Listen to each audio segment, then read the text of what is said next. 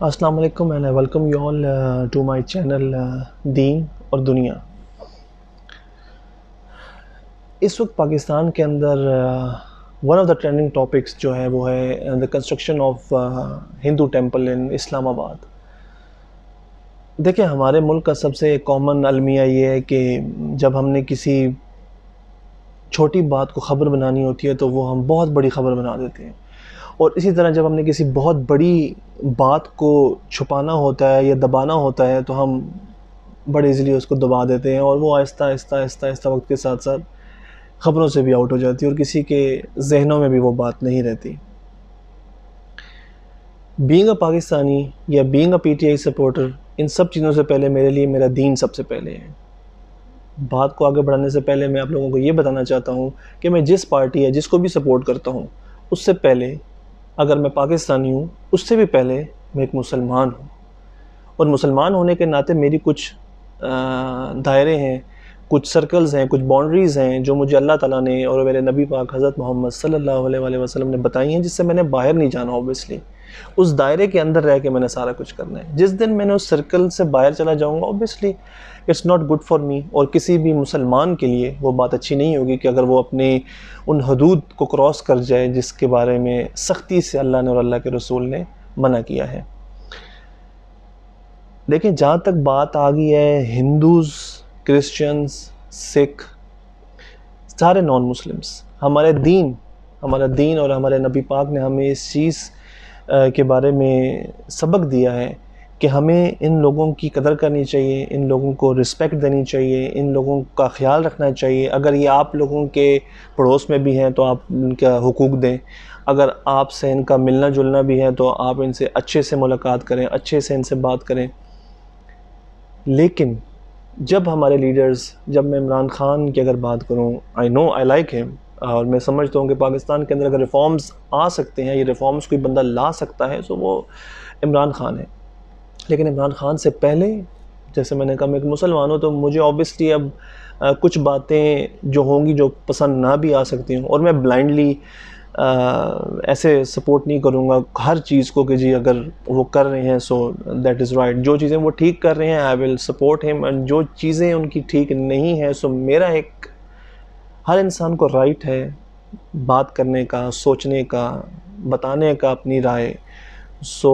اس freedom کو use کرتے ہوئے میں اپنا ایک اوپینین شیئر کروں آپ لوگوں کے ساتھ، جو کہ غلط بھی ہو سکتا ہے، جو کہ آپ اپنے طریقے سے سوچ بھی سکتے ہیں۔ اس میں نہیں کہتا کہ میں جو کہہ رہا ہوں وہ ٹھیک ہوگا، لیکن میرا اپنا تھاٹ یہ ہے کہ دا کنسٹرکشن آف ہندو ٹیمپل، اگر ہم بات کرتے ہیں اسٹیٹ آف مدینہ کی، تو ریاست مدینہ میں نان مسلمز کو حقوق ملے ہوں گے، لیکن کبھی کسی لیڈر نے بھی عبادت گاہیں نہیں بنا کے دی ان نان مسلمز کو، جا کے وہ ادھر جا کے اپنی عبادات کر سکیں۔ جو تو آپ کے حصے میں آ گئی ہیں، جو ان کی بنی ہوئی ہیں، دیٹ از فائن، اگر ہم چلیں اس لیول پہ بات کرتے ہیں، لیکن ان کو بنا کے مزید دینا، I think this is not good, in acceptable, and ہمارا دین اس چیز کی اجازت نہیں دیتا۔ اگر ہم مسلم لیڈرز کی ہسٹری اٹھا کے دیکھیں تو اس میں اگر ہم حضرت عمر فاروق رضی اللہ تعالیٰ عنہ، خلفائے راشدین، ہمارے دوسرے خلیفہ، 22 لاکھ مربع میل کی حکومت کرنا، اور ایک وقت ایسا آ جاتا ہے جب زکوٰۃ لینے والا کوئی نہیں رہتا، اور سب سے امپورٹنٹلی دیکھیں، اس دنیا میں آنے کا مقصد ہے اپنے اللہ کو راضی رکھنا، اپنے اللہ کو راضی کرنا۔ جس انسان نے اپنے اللہ کو راضی کر لیا، چاہے وہ کوئی بھی انسان ہے، چاہے وہ ایک باپ ہے، بیٹا ہے، ماں ہے، بیوی ہے، بیٹی ہے، رولر ہے، پولیٹیشین ہے، ڈاکٹر ہے، انجینئر ہے، اس سب کے سے ہٹ کے ہمارے لیے سب سے important and the main priority is کہ ہم نے اپنے اللہ کو راضی کرنا ہے۔ جس انسان نے اپنے رب کو راضی کر لیا، اس کی دنیا بھی بن گئی، اس کی آخرت بھی بن گئی۔ اب اس دنیا کے اندر آگے ہم لوگ اپنے پروفیشنز اڈاپٹ کر لیتے ہیں، ٹھیک ہے ہم لوگوں نے یہ کرنا ہے، یہ کرنا ہے، یہ کرنا ہے، لیکن ان سب پروفیشنز کو اڈاپٹ کرنے کے بعد ہمیں بھول نہیں جانا چاہیے کہ ہم نے راضی کس کو کرنا تھا۔ حضرت عمر فاروق عشرہ مبشرہ میں ہیں جن کو دنیا میں اس چیز کی بشارت مل گئی کہ وہ جنت میں جائیں گے۔ اب آپ مجھے بتائیں کہ ان کے دور حکومت میں کوئی ایک مثال، کوئی ایک ایسی اگزامپل جہاں پہ انہوں نے کوئی ایسا تعمیراتی کام کیا ہو جدھر انہوں نے ہندوؤں کو یا نان مسلمس کو ان کی عبادت گاہیں بنا کے دی ہوں؟ نہیں. انہوں نے حقوق ضرور دیے، لیکن انہوں نے اسلام کو پروموٹ کیا،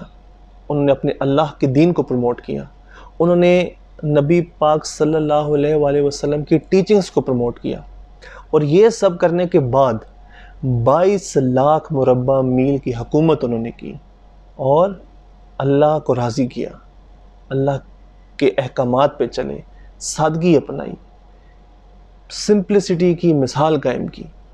ان فٹ سٹیپس پہ چلے جو ہمارے نبی پاک صلی اللہ علیہ وسلم نے بتایا. تب جا کے انہوں کو اتنی حکومت ملی، زکوٰۃ لینے والا کوئی نہیں رہا 22 لاکھ مربع میل کے ایریا میں، اور دنیا میں آپ نے بشارت حاصل کی کہ آپ جنت میں جائیں گے. یہ ہوتے ہیں وہ فٹ سٹیپس، یہ ہوتی ہیں وہ اسٹریٹجیز، یہ ہوتا ہے وہ مائنڈ، وہ آئیڈیالوجی جو آپ کو دنیا میں بھی کامیاب کرتی ہے اور آخرت میں بھی کامیاب کرتی ہے. میرا آئی ڈونٹ نو میری یہ لسنرز کہاں تک میری یہ ویڈیو جائے گی، لیکن میں ایز این مسلمان اپنی بات یہی کہنا چاہوں گا کہ جب ہم بات کرتے ہیں نا اسٹیٹ آف مدینہ کی، تو اسٹیٹ آف مدینہ کی بات کرتے ہوئے پھر ہم لوگوں کو بہت سی چیزیں دیکھنی پڑتی ہیں، بہت سی چیزیں دیکھنی پڑتی ہیں. یا تو ہم اسٹیٹ آف مدینہ والی بات نہ کریں اگر ہم لوگوں نے یہ فٹ سٹیپس یا یہ چیزیں کرنی ہیں، یا اگر ہم لوگوں نے یہ سب چیزیں کرنی ہیں یہ سوچ کے کہ ٹھیک ہے جی we are in this century اور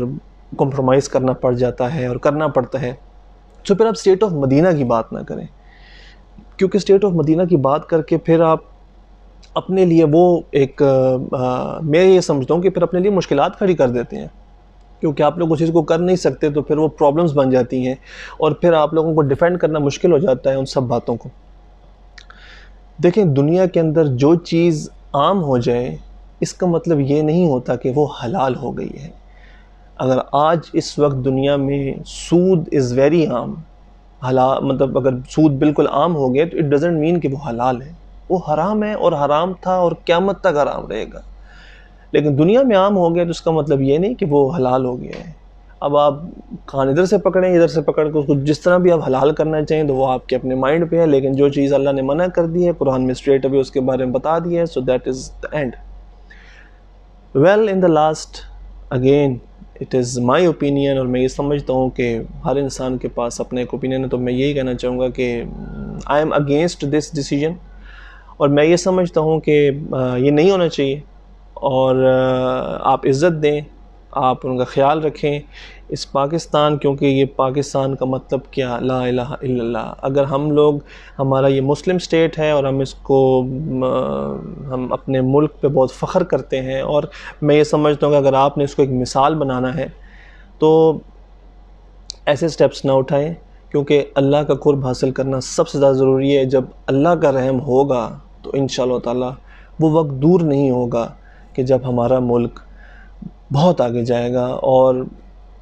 بہت ترقی پذیر ہو جائے گا. لیکن جب اللہ تعالیٰ راضی نہیں ہوں گے تو آپ جو مرضی کر لیں، ہم لوگ کبھی ترقی کی راہ تو بہت دور کی بات ہے، ہم اس کو دیکھ بھی نہیں سکتے ترقی کو. Well this is my opinion. ہر انسان کو رائے کہ اپنا اوپینین رکھ سکتا ہے. Well in the end I will conclude my video and this is Umar Fayaz signing off from Deen و دنیا. اللہ حافظ.